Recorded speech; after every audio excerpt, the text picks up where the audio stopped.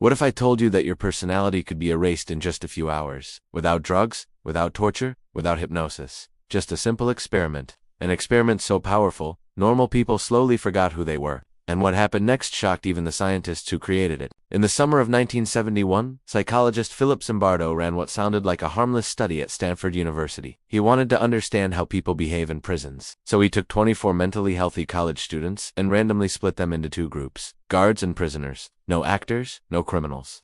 Just normal students pretending to play a role. But the moment the experiment began, everything changed. The prisoners were suddenly arrested at their homes by real police. Handcuffed, searched, and thrown into a fake prison built in a university basement. Their names were taken away and replaced with numbers. They weren't allowed privacy.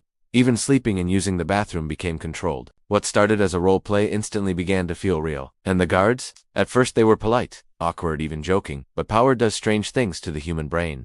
Within hours, some guards began inventing punishments: push-ups, isolation, humiliation. They forced prisoners to chant their numbers, to clean toilets with bare hands, and to obey pointless commands just to remind them who was in control. Not because they were told to, but because they wanted to. The shocking part: no one told them to be cruel. The uniforms, the sunglasses, the authority, it slowly rewired their behavior. They stopped seeing the prisoners as classmates and started seeing them as objects. By the second day, prisoners began breaking down mentally. One prisoner started screaming uncontrollably. Another cried and begged to leave. Some became passive, silent, and robotic. Their brains were slipping into survival mode. They weren't pretending anymore. Their fear was real. One student had a complete emotional collapse and had to be released early. But the guards didn't stop. They became more aggressive, more creative, more disturbing. They woke prisoners at night, took away mattresses, locked people in dark closets, forced obedience for no reason other than dominance, and the most terrifying part: they were enjoying it. Even Zimbardo, the scientist running the experiment, got trapped in it.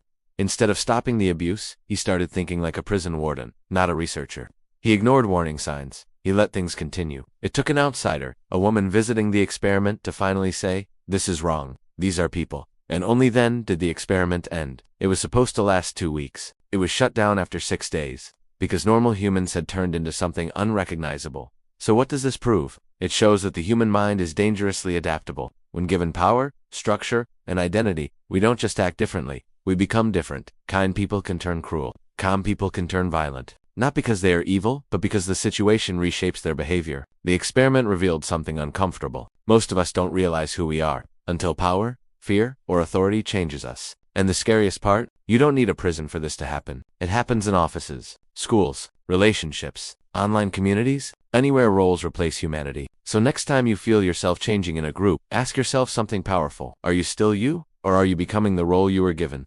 If you enjoy deep, strange, and mind-bending stories like this, make sure to like, subscribe, and join the Everything Box, where curiosity never sleeps.